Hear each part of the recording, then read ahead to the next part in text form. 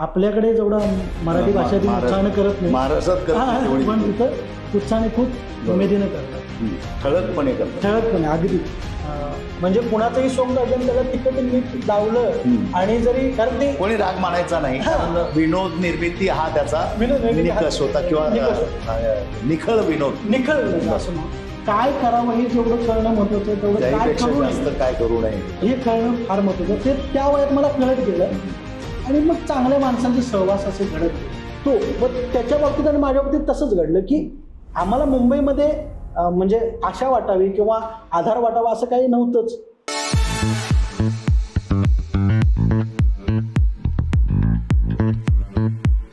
नमस्कार, मी साईनाथ सावंत आणि आपण पाहत आहात नॉलेज गेन फाउंडेशनचा नवा कोरा अंतरंग या विषयावरचा नवा कोरा भाग. नेहमीप्रमाणे आज आम्ही आपल्यासमोर एक नवीन पाहुणे घेऊन आलेलो आहोत. त्यांच्या कारकिर्दीच्या अंतरंगात डोकावून पाहण्याचा आम्ही प्रयत्न करणार आहोत आणि मला खात्री आहे तुम्हाला खूप मजा येणार आहे. आजचे पाहुणे बेळगाववरून खास आपल्या या गप्पांसाठी त्यांनी आपला वेळ देऊन इथे उपलब्ध झालेले आहेत. आजच्या पाहुण्यांचं वैशिष्ट्य म्हणजे ते बेळगावमधील एका महाविद्यालयामध्ये प्राध्यापक म्हणून कार्यरत आहेत, सेवा देत आहेत. त्याशिवाय नाटक आणि अभिनय क्षेत्रात त्यांची कारकीर्द जोमाने चालू आहे. नाट्यशास्त्राचे ते पदवीधर आहेत. त्यांच्या या कारकिर्दी संदर्भात, प्राध्यापकीय शैक्षणिक कारकिर्दी संबंधात आपल्याला त्यांच्याशी गप्पा मारायचे आहेत, जाणून घ्यायचे आहे. त्याच्यातून काहीतरी आपल्याला शिकायला मिळावं, प्रेरणा मिळावी ही अपेक्षा आहे. त्यामुळे जास्त वेळ न घेता मी आजच्या पाहुण्यांची तुम्हाला ओळख करून देतो, ज्यांचं नाव आहे प्राध्यापक परसू गावडे सर.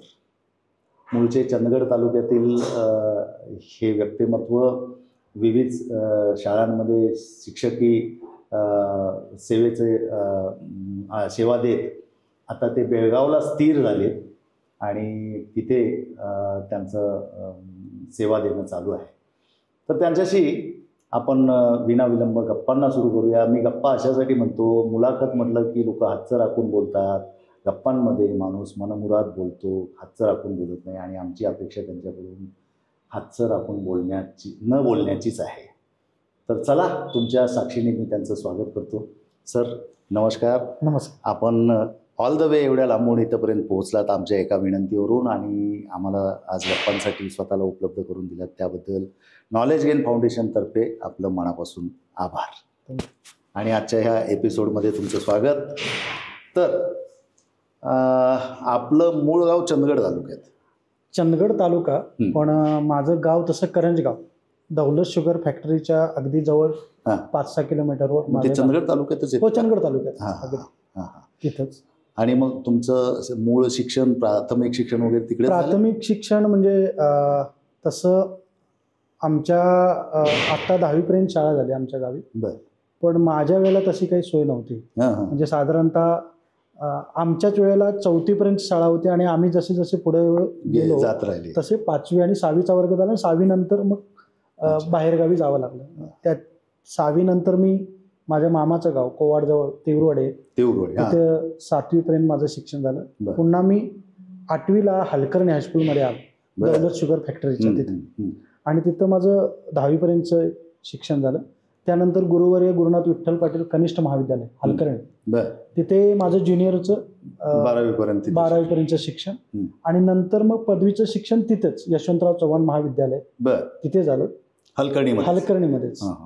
तिथून पदवीचं शिक्षण घेतल्यानंतर मी MA मात्र नाईट कॉलेज कोल्हापूरला केलं, रात्र कॉलेज तिथे केलं. आणि त्यासाठी तुम्ही वास्तव्याला कोल्हापूरलाच होतो, जॉबच्या निमित्त म्हणजे हॉटेलमध्ये काम करायचो आणि रात्री मी तिथं कॉलेजला असायचो. आणि तेच करता करता योगायोगानं नाट्यशास्त्र शिवाजी विद्यापीठात आले. तर तिथं मी नाट्यशास्त्राला प्रवेश घेतला आणि तिथं मग 5 वर्षाचं पदवी नाट्यशास्त्रामध्ये सुद्धा घेतली. MA करता 5 वर्ष काम करायचं. तुम्ही कोळून प्यालात मग नाटक? कोळून असं म्हणता येणार नाही. 5 वर्ष म्हणजे अर्थातच ना, सगळे विभाग जवळ सगळं पाहायला मिळाले, मोठ्या माणसांना प्रॅक्टिकली त्यांच्यात सहभागी होता आलं. 5 वर्षाचा कालावधी असतो. लोक NSD आणि याला तसेच हे हो. करतात ना, आणि तशा अर्थाने तुम्ही लकीच म्हणायचं हो, नशीब. नशीब कारण वाढत. चांगल्या चांगल्या कोल्हापूरला एक वेगळा इतिहास आहे आणि तिथं तसल्या ठिकाणी आपल्याला शिकायला मिळणं म्हणजे फार मोठं आहे. अगदी अगदी अगदी. मोठी माणसं आहेत, त्यांचं पायाभरणीच चांगली आहे. पायाभरणीच चांगली झाली म्हणायचं तिथे. हम्म. आणि मग तिथून मग MA BEd शिक्षण केलं. आणि मग पहिल्यांदा महागावमध्ये ज्युनियर कॉलेजला मी रुजू झालो. शिवाजी विद्यालय, शिवाजी विद्यालयाचं त्याचं नाव वेगळं आहे. नुकताच सुरू झालं होतं, भालचंद्र कुलकर्णी ज्युनियर कॉलेज. तिथं मी मराठी शिकवायला तिथं रुजू झालो. बरं. आणि तिथं जवळपास 8-9 वर्षाचा कालावधी तिथं घालवला. इथं गडिंग्लजमध्येच राहत होतो. बरं. इथून जाऊन येऊन करत होतो? हो, जाऊन येऊन करत होतो.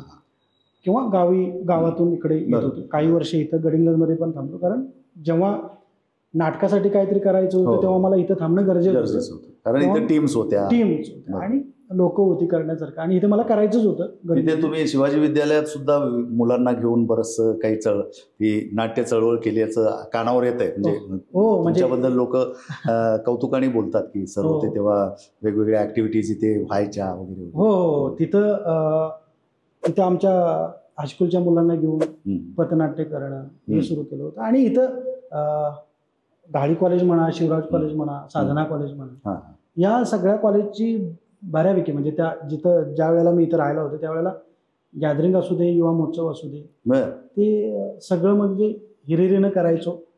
आणि तो वेगळा अनुभव होता. म्हणजे आणि तो उमेदीचा काळ होता. नक्कीच नक्कीच. म्हणजे टेस्टिंगचाच काळ होता. स्वतःला तपासून घ्यायचं. बरोबर. तसा होता. अच्छा. आणि त्याच्यानंतर मग एक मला वाटतं 7-8 वर्षानंतर, 8-9 वर्षानंतर बेळगावमध्ये RPD महाविद्यालय आहे, साऊथ कोकण एज्युकेशन सोसायटीचं. तर तिथे एक जागा निघाली. जागा निघाली हा पण थोडासा गमतीशीर किस्सा आहे. तिथं मराठी भाषा दिन खूप उत्साहानं करतात बेळगावमध्ये. म्हणजे सांगायला हरकत नाही, पण आपल्याकडे जेवढा मराठी भाषा दिन उत्साहानं करत नाही, पण तिथं उत्साहाने खूप उमेदीनं करतात, ठळकपणे अगदी. आणि त्याच वेळेला माझे मार्गदर्शक आहेत आता PhDचे डॉक्टर नंदकुमार मोरे सर, आणि भाषा विकास संशोधन संस्था आणि RPD महाविद्यालय असं संयुक्त विद्यमाने त्यावेळेला एक तिथं कार्यशाळा घेण्यात आली होती कॉलेजवर. आणि त्याच्या काही कालावधीनंतर मराठी भाषा दिन होता. तर त्या निमित्ताने मी तिथे गेलो होतो. आणि तिथं ओळख झाली ती शोभा नाईक मॅडम, डॉक्टर शोभा नाईक मॅडम म्हणून आहे, त्यांची ओळख झाली. त्या खूप चांगल्या समीक्षक आहेत, साहित्यिक आहेत, त्यांची ओळख झाली. आणि बोलता बोलता असा ओळख झाली, सरांनी संदर्भ दिला. आणि आमचे जे मार्गदर्शक आहेत डॉक्टर नंदकुमार मोरे सर, त्यांनी असं सांगता सांगता बोलून गेले की हा छान नाटक करतो. खरं तर सरांची खूप मला धास्ती आहे, म्हणजे नंदकुमार सरांना खूप घाबरतो, आदरयुक्त भीती. आणि दुसरी गोष्ट म्हणजे ते फार मला अभ्यासाकडे ओढायला बघतात. आणि मी नाटक करतो, तर त्यांनी म्हटलं की नाही, अभ्यास आधी आणि मग नाटक, असं तू छंद मग नाटक, मग नाटक असं त्यांचं नेहमी चालतं असं. आणि माझी खूप काळजी करतात ते, त्यामुळे ते तसं म्हणतात. आणि बोलता बोलता ते म्हणून आज छान नाटक करतो.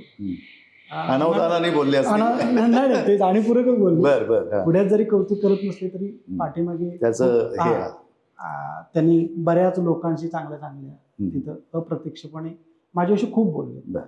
आणि मग मॅडमांना बोलल्यानंतर झालं असं की कोणतं नाटक करतो. आणि मी त्यावेळेला इच्छा माझी पुरी करायला नाटक करायचो. तर म्हटलं माझा इच्छा माझी पुरी करा या नाटकाचा प्रयोग चालू आहे.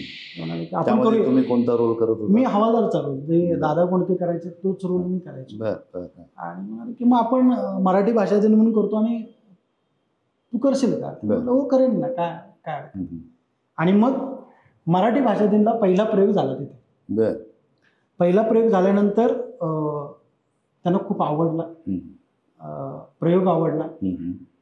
प्रयोग आवडल्यानंतर गप्पा चहा घेता घेता झाले. आणि म्हणाले की तुझं शिक्षण कुठपर्यंत झालं, काय तुझं शिक्षण? तुम्ही सांगितलं की मी MA BEd आणि आता मी PhD साठी प्रयत्न करतो असं सांगितलं. मॅडमनी तेवढंच लक्षात ठेवलं वाटतं. आणि 4-5 महिन्यानंतर मॅडमांचा मला फोन आला की अशी अशी अर्धवेळ जागा आहे आपल्या महाविद्यालयात आणि तू येशील का. म्हटलं हा येईल. त्या म्हणाले की मुलाखत द्यावी लागेल आणि मुलाखतीनंतर जे काय होईल ते पूर्ण करावी. हा होईल ते होईल, पण माझी इच्छा आहे की तू यावंस मुलाखतीला. म्हटलं ठीक आहे येतो. मी पहिल्यांदाच म्हणजे एक तर मराठी भाषा दिनला पहिल्याच त्या महाविद्यालयात गेलो होतो. माझा कधीही त्या काही संबंध नव्हता किंवा संपर्क नाही. मी त्या म्हणजे बेळगावकडे नाहीच शक्यतो.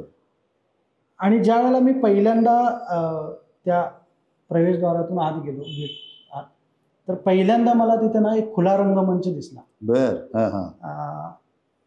बघितला मी खूप वेळ बघितला. त्यानंतर मी मराठी विभागाकडे जात असताना पहिल्यांदा गेल्यानंतर एक ग्रंथालय दिसलं प्रशस्त. म्हणजे आजही मला तुम्हाला सांगायला आवडेल की कुठल्याही कर्नाटकातल्या महाविद्यालयात किंवा एव्हाना मी बघितल्यापैकी विद्यापीठात सुद्धा तसं नसावं. म्हणजे मला तर असं वाटतं की कदाचित ते 2 नंबरला असेल इतकं प्रशस्त ग्रंथालय आणि उत्कृष्ट ग्रंथालय तिथं बघितलं आणि मला त्या 2 गोष्टी प्रचंड भावल्या.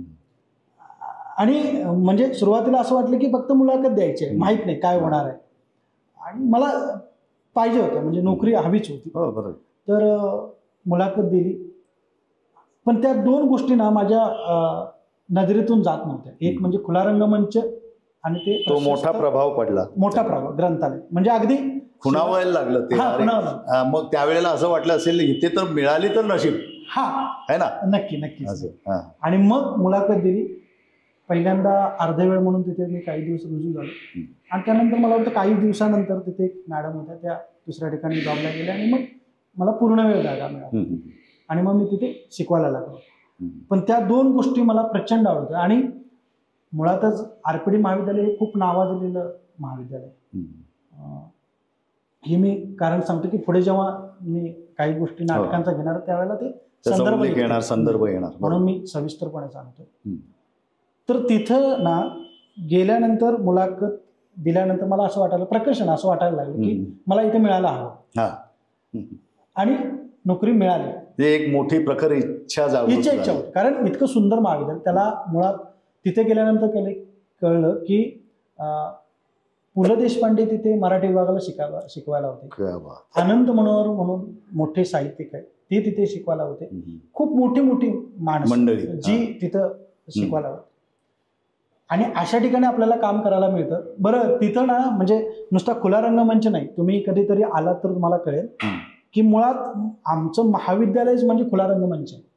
म्हणजे जिथं तुम्ही उभं राहाल तिथं तुम्हाला नाटक करू वाटेल किंवा तिथं तुम्हाला बसून वाचू वाटेल, इतकं सुंदर.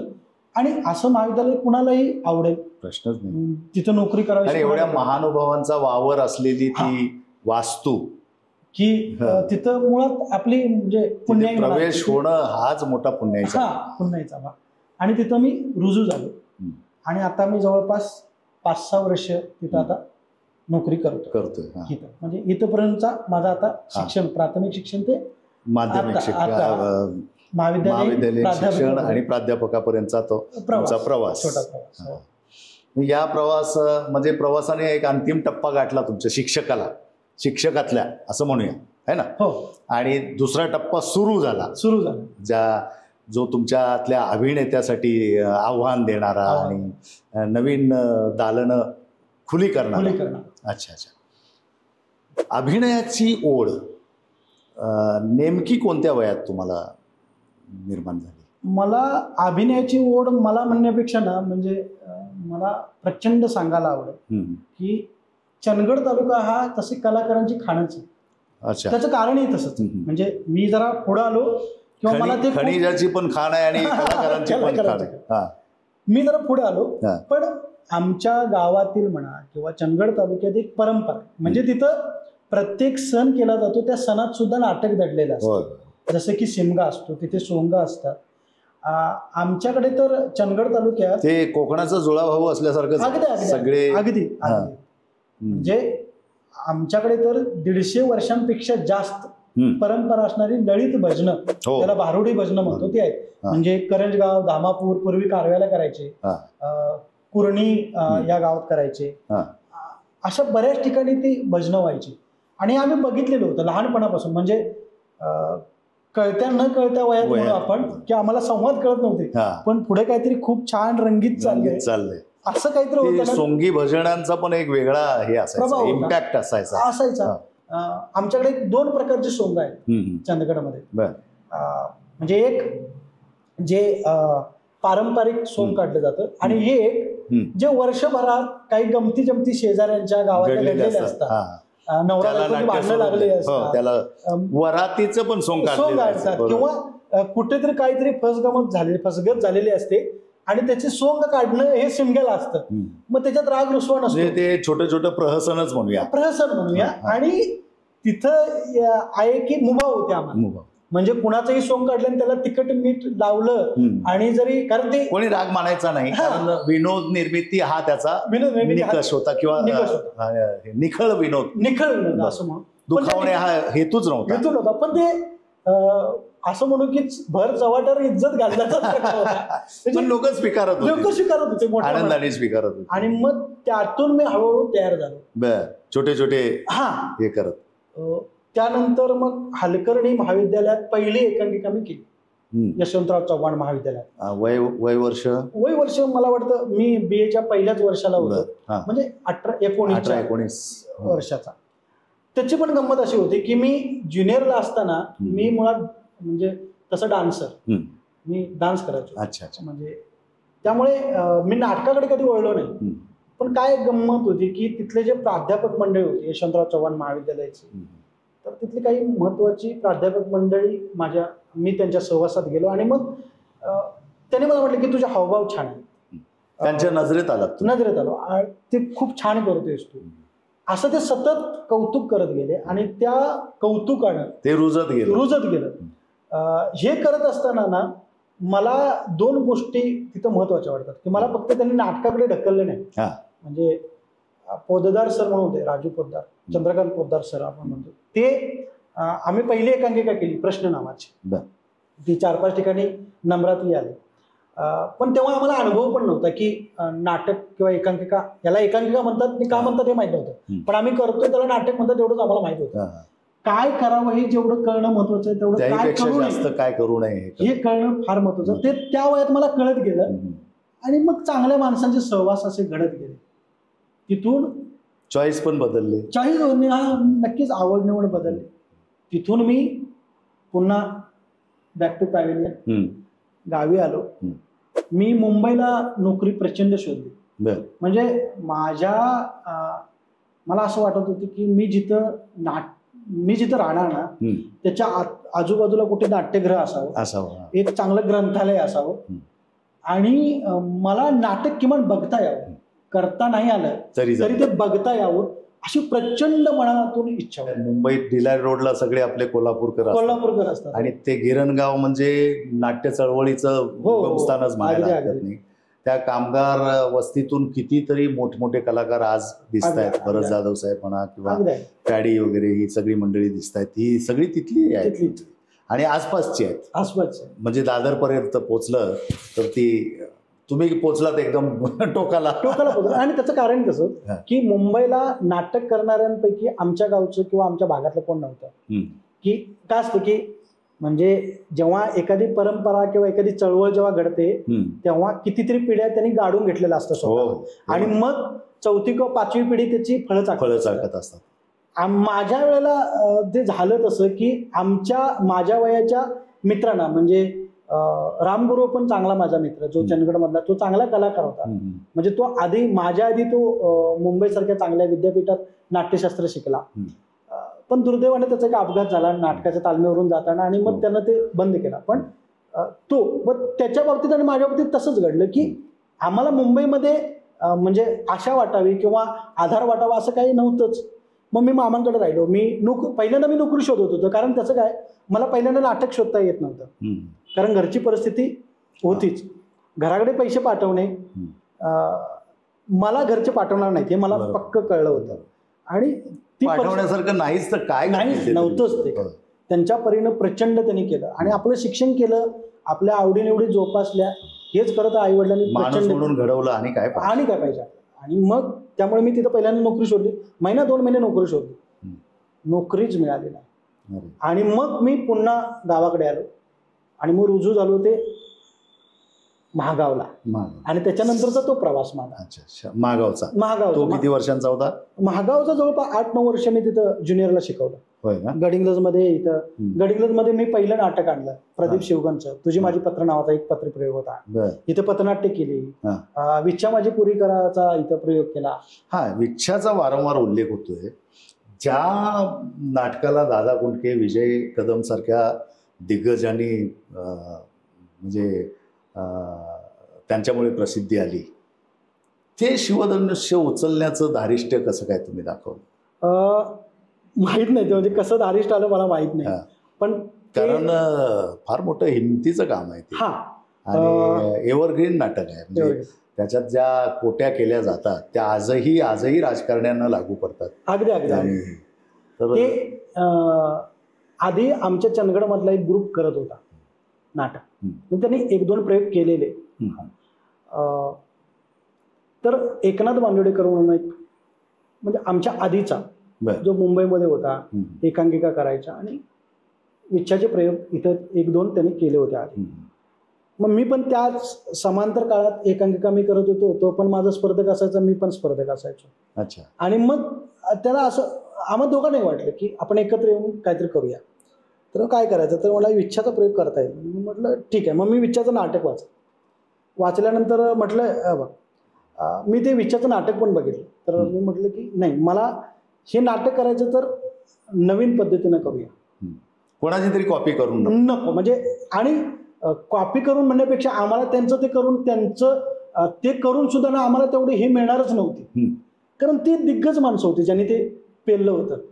कारण मला असं वाटतं की प्रत्येक कलाकाराला जशा आपल्या चांगल्या बाजू माहीत असाव्या लागतात, तशा आपल्या कमकुवत बाजू सुद्धा माहीत असाव्या. आणि मला ते माझे प्लस मायनस पॉईंट मला पण दिसत होते आणि आमच्या आजूबाजूच्या कलाकारांचे पण दिसत होते. ते त्यांच्यासारखं करता जाणं म्हणजे शक्य नाही. हा प्रयत्नच एक प्रकारचा कौतुकास्पद आहे. फक्त प्रयत्न म्हणूया.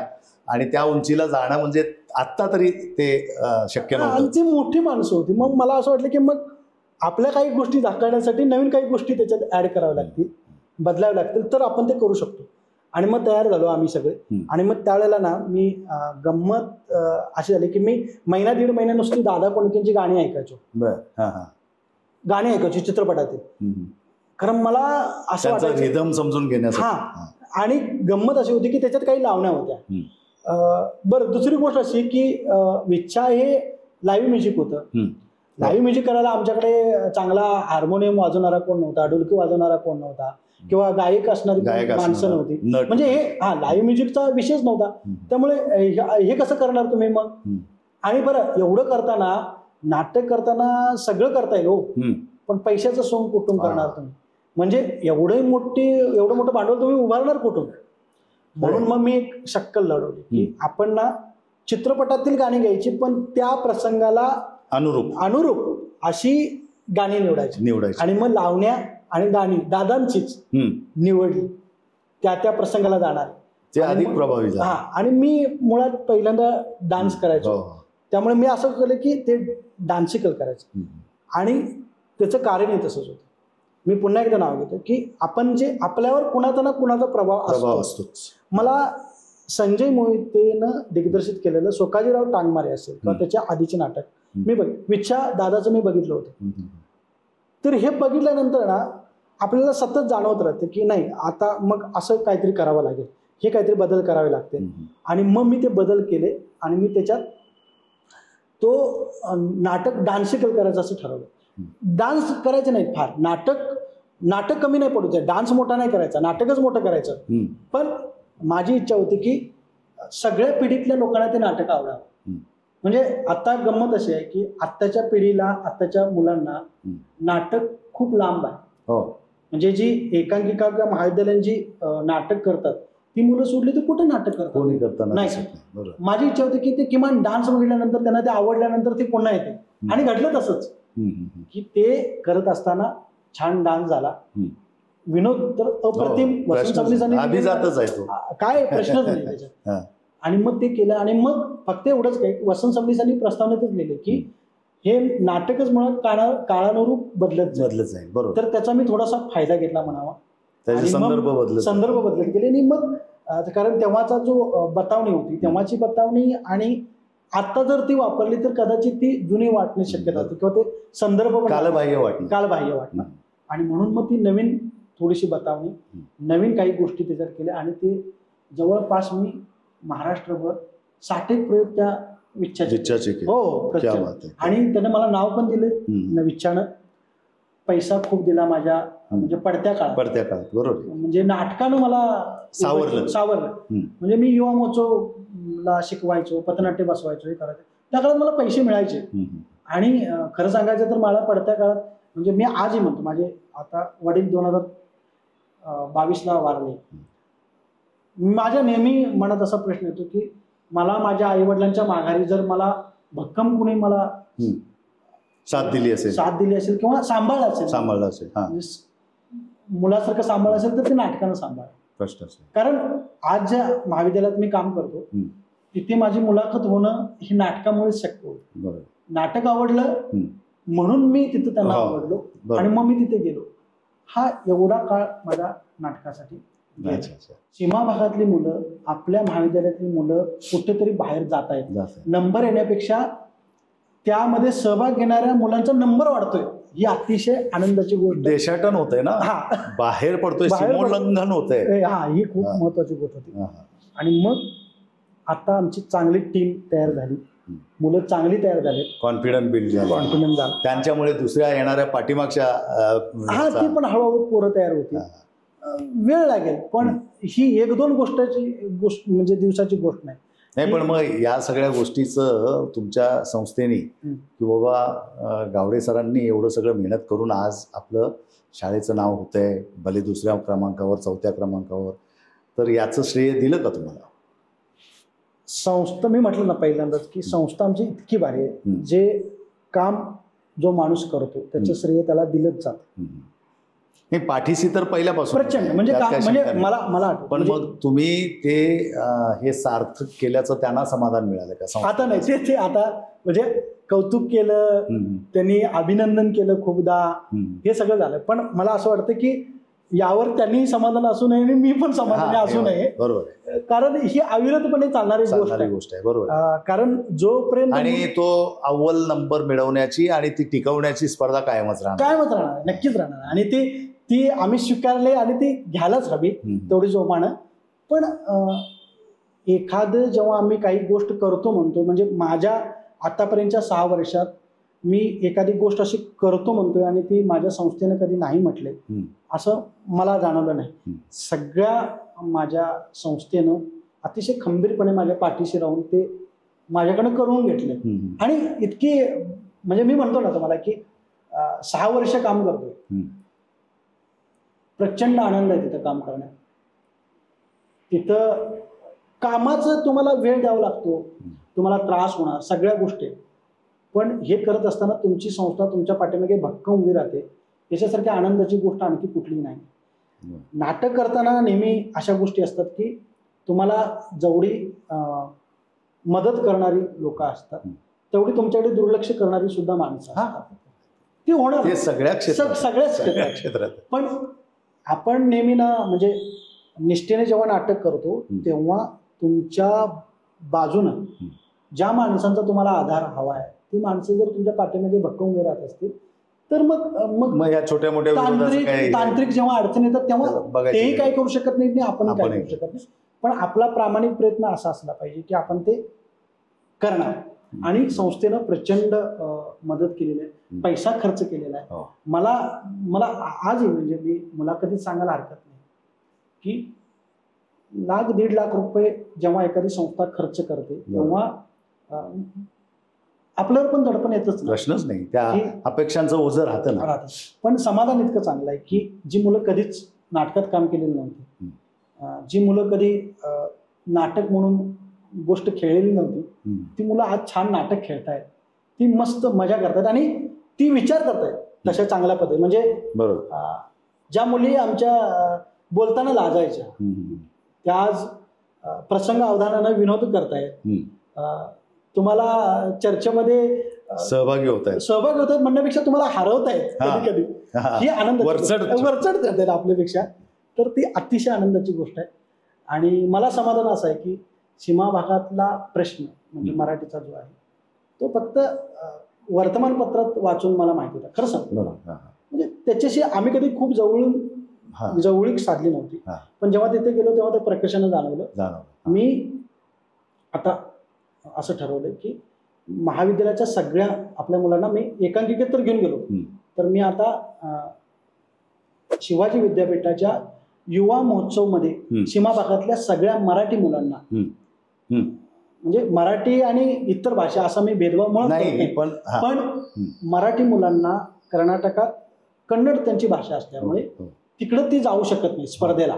वक्तृत्व स्पर्धा असू दे, कथाकथन असू दे, आणखी कुठल्या सगळ्या अडचणीच. तर मला असं वाटतं की ती एक गोष्ट आता माझ्याकडनं राहिली, ती मी यावर्षी शिवाजी विद्यापीठात आदरणीय कुलगुरू डॉक्टर शिर्के सर यांना भेटून मी ते एक निवेदन देणार आहे की सीमा भागातली जेवढी काही मराठी महाविद्यालय आहेत तर त्यांना जसं महाराष्ट्रातल्या तुम्ही महाविद्यालयातल्या मुलांना तिथं युवा महोत्सवमध्ये सहभागी करून घेता म्हणण्यापेक्षा त्यांना घडवतात. मी त्या युवा महोत्सव मधलाच आहे, मी एक त्यातलं प्रॉडक्ट आहे. बरोबर. तर मला असं वाटतं की ते देतील आणि आशा आहे मला, सर नाही म्हणणार नाही. आणि तिथं जर मुलं गेली तर मला वाटतं की सीमा भागातल्या मराठी मुलांना एक चांगली संधी मिळेल, आणि ती जर मिळाली तर मुलं अजून जोमानं काम करतील आणि वेगळ्या पद्धतीने. तेवढंच नाही तर प्राथमिक किंवा माध्यमिक शाळांमध्ये सुद्धा वेगवेगळ्या स्पर्धा होतात आपल्या महाराष्ट्रामध्ये, तसं तिथं फार होत नाही. तर माझा प्रयत्न असा आहे की त्या सुद्धा मुलांना महाराष्ट्र शासनानं त्यांना प्राधान्य द्यावं. कारण शिवाजी विद्यापीठानं खूप मोठं पाऊल उचललं की सीमा भागातल्या मुलांना प्रवेश फी, त्यांची राहण्याची सोय, मोफत शिक्षण शिवाजी विद्यापीठानं पदव्युत्तर देण्याचं काम केलं. खूप मोठं काम आहे, केवढा मोठा आधार आहे मुलांसाठी, प्रश्नच नाही. आणि असंच जर सीमा भागातल्या मुलांना केलं तर मला वाटतं याच्यासारखी आनंदाची गोष्ट माझ्यासाठी नसेल, दुसरी कोणती नसेल, आणि आपल्या महाराष्ट्रातल्या लोकांसाठी नसेल. कारण आपली मुलं तिथपर्यंत पोहोचणं गरजेचं आहे. आपला हेतू एकच आहे.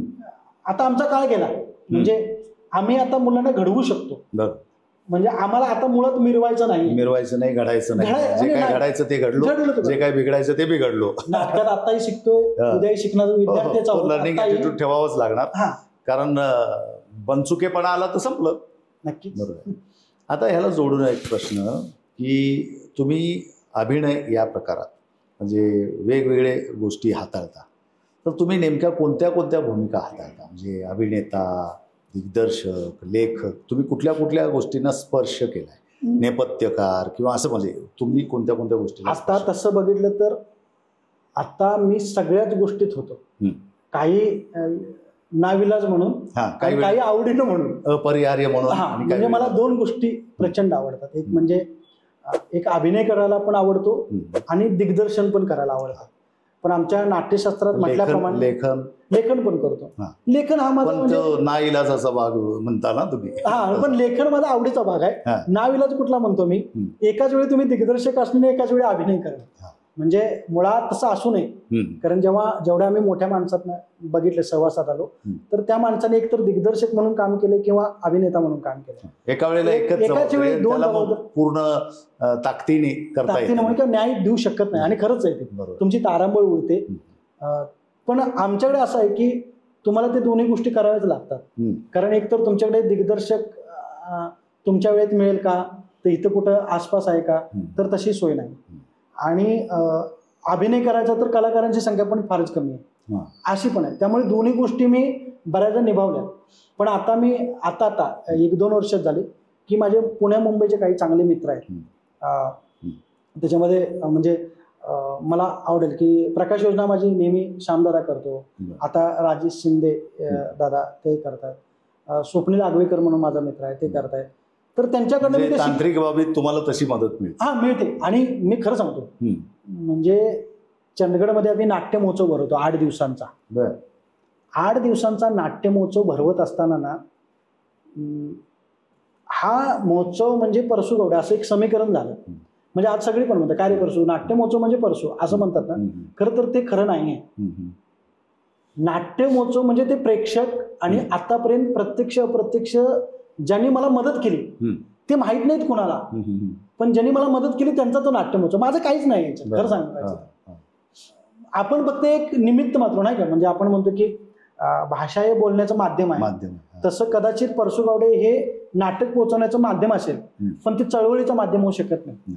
माझं नेहमी असं म्हणणं असतं की जेव्हा, कारण मी चळवळीतला आहे, मी इथल्या दारूबंदी संघर्ष समितीचं काम केलंय, अंधश्रद्धा निर्मूलन समिती तिथं गडिंग्लजमध्येच काम केलं, पथनाट्य तोच माणूस चळवळीशी निगडीत असतो. बरोबर.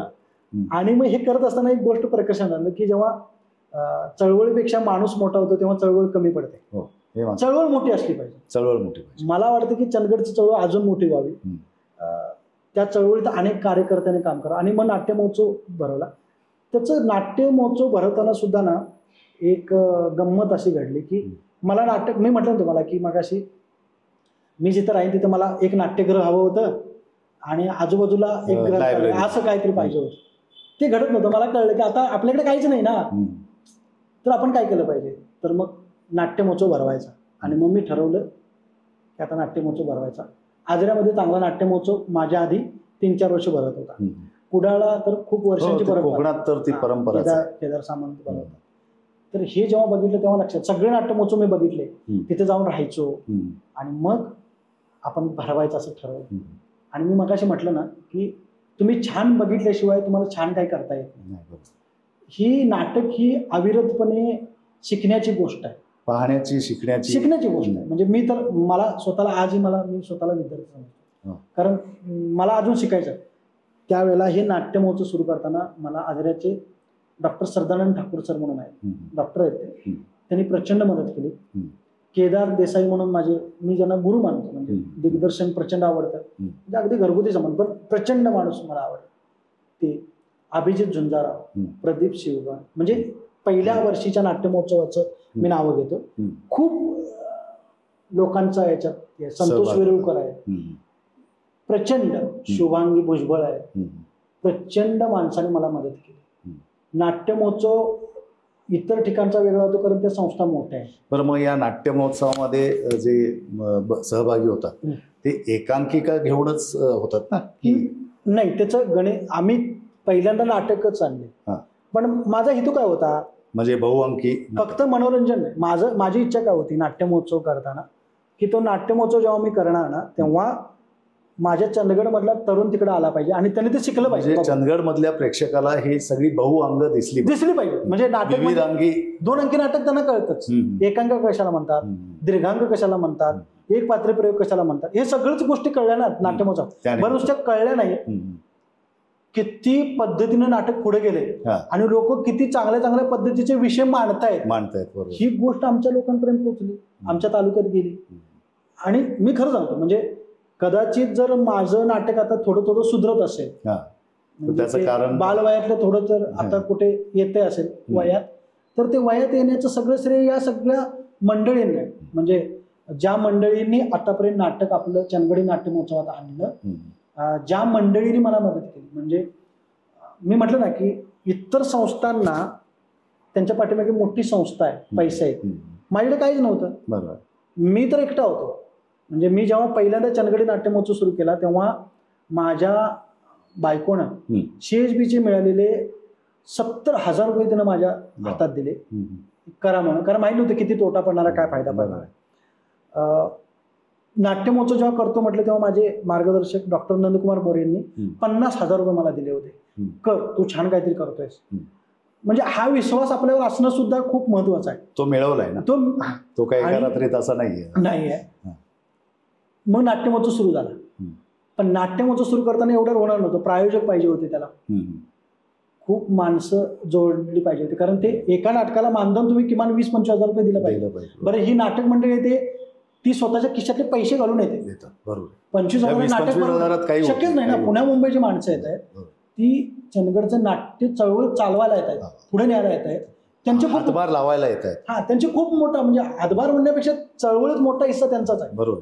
आणि मग नंतर मी असं केलं की वेगवेगळ्या लोकांना जेव्हा नाट्य महोत्सव करायचं असं ठरवलं तेव्हा मला आजही आठवते की मला नाट्य महोत्सव करणार अशी जेव्हा बातमी गेली तेव्हा पहिल्यांदा माझे आमदार राजेश पाटील त्यांनी मला पहिल्यांदा फोन करून बोलवलं. ते म्हणले खूप छान काम तुझं चालू आहे आतापर्यंत, तुला काय लागेल ते मदत मी करणार. आणि त्यांनी खरंच बोलल्याप्रमाणे आज तागायत ते नाट्य महोत्सवाला प्रायोजक करतात. ते आमदार व्हायच्या आधी आणि त्याच्यानंतर ते आमदार झाले. त्याच्यानंतर लक्ष्मण गावडे आहेत, राहुल गावडे आहेत, मुंगारे साहेब आहेत, हारकारे साहेब आहेत, म्हणजे अशा अनेक लोकांनी ते नाट्य महोत्सवाला मदत केली. अनेक प्रायोजक आपल्या नाटकाचे झाले आणि ती सतत आपल्या सोबत आहेत. म्हणजे काही प्रेक्षक, म्हणजे एक वर्ष तर पाऊस प्रचंड पडला नाटक चालू असताना, लक्षात आलं की आता 60-70 हजारचा तोटा आहे. माझ्या अक्षरशः डोळ्यात पाणी होतं. पण माझ्या चंदगडचा सुजान प्रेक्षक इतका भारी, त्यांनी म्हटलं की काय घाबरायचं नाही परसू, जो काही तोटा येईल तो आम्ही स्वतः बघू. आता जरा वेगळ्या विषयावर येतो.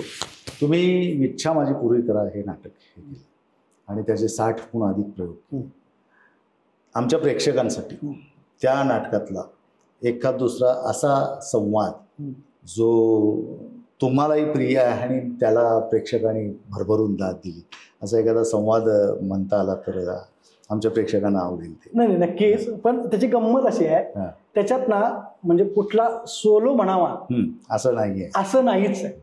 म्हणजे त्याच्यात ना अगदी 2-2 वाक्य, 2-2 संवाद, म्हणजे 2-2 वाक्याचे एका वाक्याचा संवाद आहे. म्हणजे मी नक्कीच, म्हणजे पुन्हा कधी जर आलो ना तर आत्माराम पाटलांना घेऊन मी नक्कीच तुम्हाला तो प्रयोगच. आत्माराम पाटलांच्या ह्याच्यामध्ये उल्लेख तुमचा फार आदराने केला त्यांनी, कारण तुम्ही त्यांना संधी दिली त्या नाटकामध्ये आणि राजाची भूमिका करायला संधी मिळाली असं ते म्हणतात. त्यांच्या इंटरव्ह्यूमध्ये त्यांनी सांगितलंय. नाही त्याची गंमत पण, म्हणजे संधी दिली म्हणण्यापेक्षा ना ते त्या पात्रतेचे होते. म्हणजे शिवाजी विद्यालयात मी नोकरीला होतो कॉलेजवर, आणि तेव्हा एकदा ते कार्यक्रमाला प्रभू पाहुणे म्हणून आले होते आणि त्यांचं मी मिमिक्री आहे, मी त्याच्या आधी विच्छाचे प्रयोग करत होतो. 1-2, 3-4 प्रयोग केले होते. मला तो माणूस भारी वाटला. म्हटलं या माणसाने काहीतरी वेगळं. मी त्यांना विचारलं की तुम्ही कधी नाटक केलं? तर म्हटलं बिलकुल नाही, कधीच नाही केलं. नॅचरल आहे. तुम्ही करणार का? म्हणजे संधी मिळाली तर कर, पण मला माहित नाही मला जमेल का नाही. मी म्हटलं जमवायचं बघतो मी, तुम्ही करणार का? तर ते ना माझ्या डोक्यात असं फिट, जेव्हा ते बोलत होते ना तेव्हा मला लक्षात आलं फिट झालं. विच्छातला राजा त्यांनीच करावा हे मला तेव्हाच डोक्यात आलं. आणि अप्रतिम राजा करतात, अप्रतिम. म्हणजे त्यांनी वाहवा मिळवले. म्हणजे कदाचित आता कधी प्रयोग झाला तर तुम्हाला मी नक्की बोलवेन.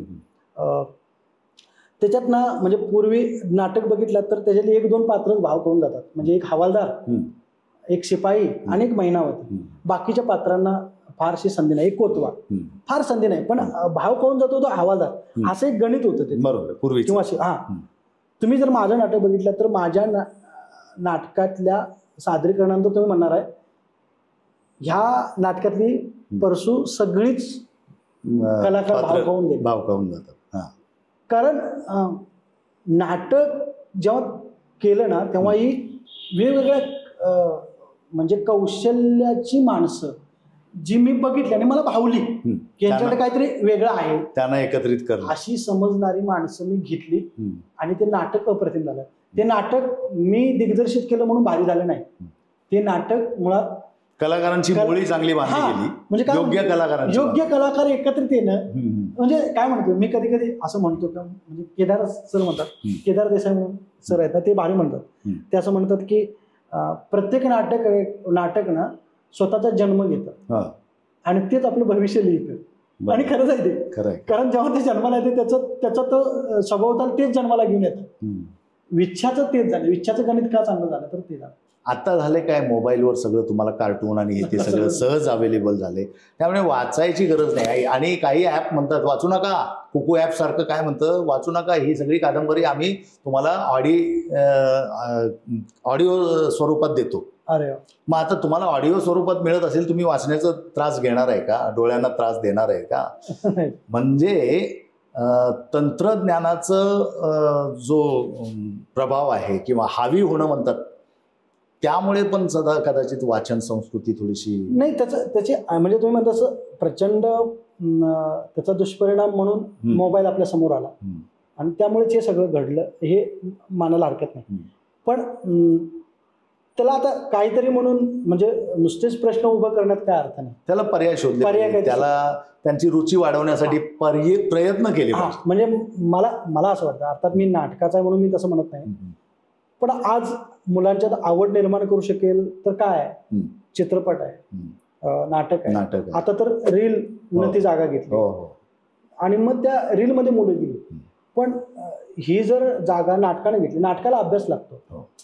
नाटक फक्त संवाद पाठ केला म्हणजे नाही, त्याचा भूतकाळ, वर्तमान काळ आणि भविष्यकाळ या सगळ्या गोष्टींचा सांगड घालून तुम्हाला ते करावं लागतं.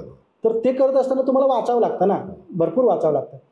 मला असं वाटतं की प्रत्येक पालकाने म्हणा किंवा शिक्षकाने म्हणा, नाटकात त्याला अभिनयच करायचा आहे आणि तो अभिनेताच होणार आहे, हिरोच करायचा आहे, हिरोईनच करायचा आहे म्हणून तुम्ही नाटकाकडे नका आणू. पालकांना असं सांगायचं, किंवा त्याला एक चांगला सर्जनशील माणूस करायचा आहे, त्याला काहीतरी नवीन, तो काहीतरी नवीन काहीतरी त्याला सुचेल, तो काहीतरी नवीन विचार करेल. हे करण्यासाठी सुद्धा त्याला नाटक करणं गरजेचं आहे. म्हणजे नाटकच नाही, कुठलीही कला असू दे, ती कला एखाद्या जर विद्यार्थ्याजवळ असेल तर तो त्या पद्धतीचा विचार करतो. त्यामुळे जर शाळेपासून जर एखादं नाटक, एक नाटक बघितलं, एक पुस्तक संपलं ना. आणि जेव्हा एक नाटक करायला बघतो तेव्हा ते नाटक करत असताना तुम्हाला 4-5 नाटकांचा संदर्भ घ्यावा लागतो, वाचावं लागतं, चरित्र वाचावी लागतात. म्हणजे या अनुषंगाने तर ती मुलं वाचते, बरोबर, किमान त्या अनुषंगाने ते माणसाचा विचार. तुम्ही अनेक पात्र जेव्हा अभ्यासता किंवा ती साकारता, तेवढे स्वभाव तुम्हाला ते परिचित होता. म्हणजे मला खरं सांगतो मला की जेव्हा पॉज एकांकिका केली ना, म्हणजे मी आता खूप छान, म्हणजे मला वाटतं म्हणून मी सांगतो त्याचं. पॉज एकांकिका केली ती कशावर आहे, ती मेनोपॉजवर आहे. म्हणजे स्त्रियांची मासिक पाळी थांबते, म्हणजे 40 आणि 45 वर्षानंतर. ती मासिक पाळी थांबल्यानंतर शारीरिक बदल जे होतात त्यांच्यामध्ये, आणि मग त्यांना असं वाटतं की छाती दुखत वाटतं, हार्ट अटॅक आलाय, छोट्या छोट्या गोष्टींना घाबरतात, त्यांना असुरक्षित वाटतं, इन्सिक्युअर वाटतं. असे बऱ्याचशा त्यांना आणि त्या वयात वाटतात ना, किंवा मानसिक तणाव जाणवायला लागतो. पण ते मला कधी कळलं, म्हणजे मुलगा, मी जेव्हा एकांकिका केली तेव्हा मला असं वाटलं की एकांकिका करतो, पण जेव्हा मी ती भूमिका करायला लागलो, माझा मित्र विनायक चव्हाण जेव्हा ती मला गोष्ट सांगायला लागला, तो ती एकांकिका आधी करायचा, प्रशांत जोशीनं उत्तम लिहिली ती. तर ती करताना त्याने मला सांगितलं की असंच मला जाणीव होत गेली. म्हणजे मी आर्ट्सला कलाशाखेत शिकलेला हो, आम्हाला कुठं माहिती आहे मेनोपॉज. म्हणजे मला तर माहिती नव्हतं, मला इतरांना माहिती, पण माझ्यासारखे आणखी खूप जण असतील ना, असंख्य. मेनोपॉज नंतर मला असं वाटलं की मग बरोबर आहे. मग आता मी तुलना करायला लागलो की ती भूमिका, म्हणजे त्यातली ती शोभा, आणि मग माझी आई जी आता 45, 50 किंवा 60व्या वर्षी आहे, मग मी आता विचार करायला लागलो की मग तिला जरा तुमच्या मनासारखी गोष्ट नाही झाली चिडचिड होणं, किंवा तिची चिडचिड होते, कधी कधी पाणी भरते तिच्या डोळ्यात. मग आपल्या लोकच वाटतं की काय एवढ्याशा गोष्टीनं पाणी भरते डोळ्यात, काय गरज आहे असं वाटतं. पण ही एकांकिका केल्यानंतर ना, मला ती एवढीशी गोष्ट वाटली नाही, ती मला खूप मोठी गोष्ट वाटली. म्हणजे मी जर आता जर घरातल्या स्त्रीला समजू शकत असेल तर ती पॉज एकांकिका माझ्या विषयातील प्रखरता जाणवली. म्हणजे मला असं म्हणायचं आहे की तुम्हाला जर समोरच्या माणसाचं दुःख, समोरच्या माणसाला जर समजून घ्यायचं असेल तर नाटक उत्तम माध्यम आहे. आणि मग मी आता आईला पहिल्यापेक्षा जास्त समजून घेऊ लागलो ना, समजून घ्यायला की आता लक्षात नाही, आता बोलायचं नाही तिला. म्हणजे जरी पटत नसली एखादी गोष्ट तरी ती हसण्यावर न्यायची, दुर्लक्षित करायची, तिला मोकळं होऊ द्यायचं. पहिल्यांदा तसं करायचं नाही. पहिल्यांदा मी चर्चा करायचो, किंवा मग आई माझंच कसं खरं आहे हे सुद्धा सांगण्याचा प्रयत्न करतो. आता मला नको वाटतं ते, आता नाही सांगायचं.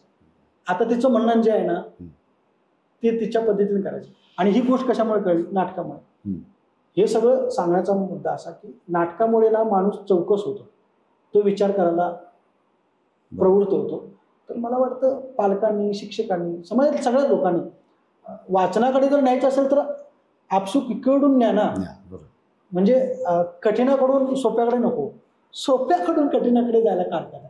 हळूहळू ती मुलं समजतील आणि मग त्यांचा प्रवास सुंदर होईल, असं मला खूप छान. आता आपण शेवटाकडे येऊया. बराच वेळ झाला मला वाटते. शेवटचे 1-2 महत्त्वाचे प्रश्न, आणि ते त्रोटक मिळाले पाहिजे. तर आत्ता तुम्ही ज्या चळवळीत आहात, नाट्य चळवळीत, तुमच्या समकक्ष असलेले ह्या 3-4 तालुक्यातले आणि बेळगावमधले असे तुम्हाला प्रॉमिसिंग वाटणारे कोण कलाकार आहेत ज्यांच्याबद्दल तुम्हाला इथे उल्लेख करावासा वाटेल, जे कदाचित परिचित नसतील लोकांना, पण हे भविष्यात एक उत्कृष्ट कलाकार आणि संधी मिळाली तर रॉकेटसारखं जाऊ शकतात, असे कोण कलाकार वाटते तुम्हाला आत्ता? म्हणजे कलाकार तुमच्या समकक्ष आपल्या भागातले, म्हणजे चळवळ चालवणारे बद्दल बोला तसं. मला आता तसं बघितलं ना तर मी जिथं आता बेळगावमध्ये एकांकिका केली, तर एकांकिका केली तेव्हा माझी 5-6 मुलं प्रचंड भारी आहेत, म्हणजे ती करू शकतात. म्हणजे त्यांच्या नावांचा उल्लेख एवढ्यासाठी की जेव्हा मुलाखत बघतील सरांनी आमच्या नावाचा उल्लेख नाही, आणि त्यांचा तो हक्क आहे. श्रेया सव्वाश्री म्हणून एक मुलगी आहे जी काम करते. त्यानंतर सानिका म्हणून माझ्या एकांकिकेत एक काम करायची, JSS महाविद्यालयाचे विद्यार्थी. तनिष जोशी म्हणून एक चांगला मुलगा आहे. राधिका म्हणून एक मुलगी आहे जी सासूची काम करते हायब्रिडमध्ये. आप्पा म्हणून एक मुलगा, विद्यार्थी तर ते चांगले होऊ शकतात. अर्थात त्यांनी हे नाटक कॉलेज संपल्यानंतर ते नाटक किती मनावर घेतात याच्यावर अवलंबून आहे आणि त्या क्षेत्राशी किती संबंधित राहतात. म्हणजे मी म्हणतो ना की नाटक त्यांच्यात ती गुणवत्ता आहे. पण ते नाटक त्यांनी कशासाठी केलं ते पण महत्वाचं आहे. म्हणजे आता ते मला चांगलेच वाटतात, काय प्रश्नच नाही. पण माझं नेहमी असं म्हणणं असतं की तुम्ही मनोरंजन म्हणून जर नाटकाकडे बघत असाल तर मग तुम्ही पुढे नाही जाणार. तुमची निष्ठा असायला हवी कुठल्या तरी एका गोष्टीवर, ती निष्ठा तुम्हाला पुढे घेऊन जात असते. हे झालं विद्यार्थ्यांचं. आता समकक्ष म्हटलं तर गडिंग्लज परिसरात, गडिंग्लजमध्ये मला वाटतं म्हणजे मी आता शिवाजी पाटील यांच्याकडे शिकणारे काही विद्यार्थी, त्याच्यामध्ये माझ्या कार्यशाळेला आलेली एक अर्णवी उपराटे म्हणून एक मुलगी, चांगले आहे, तिच्याकडे पोटेन्शियल आहे, चांगलं काम करते ती. शिवाजी पाटील मुळात चांगला अभिनेता आहे. इकडं आजऱ्यामध्ये तर प्रचंड आहे. म्हणजे आजऱ्यामध्ये ते एकदम कोकणाला लागून आले ना, आणि मुळात त्यांनी ना, मी म्हटलं ना, आमचं नाटक आता अपडेट झालं, आजऱ्याचं नाटक अपडेट ऑलरेडी झालं होतं. कारण का त्यांनी खूप वर्षांपासून ती परंपरा छान जपली होती आणि नाट्य महोत्सव आमच्या आधीपासून त्यांनी केला होता. म्हणजे डॉक्टर सदानंद ठाकूर आहेत, त्यानंतर मायदेव सर म्हणून आहेत, म्हणजे मला आवडले ते, भावले. अर्थात सगळ्यांची मला नावं घेता येणार नाही, ते तर आहे, पण ती आजऱ्याची मंडळी म्हणजे ही अशी मंडळी आहेत की आता ती पोक्त झाले आणि त्यांना जर एखादा असा चॅलेंजिंग रोल मिळाला तरी ते त्याचं सोनं करतात. नक्कीच, म्हणजे प्रश्नच नाही. म्हणजे मला तर वाटतं की म्हणजे मी जेव्हा मायदेव सरांना बघायचो, ठाकूर सरांना बघायचो, किंवा वैशालीला बघतो, किंवा आत्माराम पाटलांना बघतो, मला वाटतं की ती माणसं खरंच भारी आहेत. ती कुठलाही अभिनय, चित्रपट, मालिकामध्ये नाही कमी पडणार. पण घडतं असं की त्यांची आवड पण असायला हवी आणि त्यांना संधी पण मिळायला हवी. म्हणजे प्रायोरिटी सेट असायला पाहिजे. कारण बघा, व्यावसायिकता आपल्यात भिनवायची असेल तर आपल्या काही अवगुणांना दूर करावं लागतं. नाही, आणि मला असं वाटतं की अवगुणांना म्हणण्यापेक्षा असं म्हणूया की संधी मिळणं आणि तुमची आवड असणं हे दोन गोष्टी आहेत. पण त्यांची परिस्थिती पण तेवढीच कारणीभूत आहे. म्हणजे जेव्हा तुमच्या आता आत्माराम पाटील सारखा माणूस खरंच भारी आहे, पण तो त्याची घरची सगळी जबाबदारी, आर्थिक मी माझ्या घरच्या जबाबदारीनं इथं राहिलो ना. म्हणजे मी पण मुंबईलाच गेलो असतो, पण घरच्या जबाबदारीमुळे मी इथं राहिलो. तशी घरची जबाबदारी सांभाळत जर करत असतील तर ती गोष्ट वेगळी आहे. पण मला असं वाटतं की हे घडायला ना, ह्याला जोडून म्हणून मी सांगतो की ज्या पद्धतीनं आता गडिंग्लज, चंदगड, आजरा इथे ज्या नाट्य चळवळी चालल्या आहेत त्या अविरतपणे जर चालल्या तर भविष्य काळात आपल्या मोठे मोठे हिरे गडिंग्लज, आजरा किंवा चंदगड मधनं जायला काहीच अडचण येणार नाही.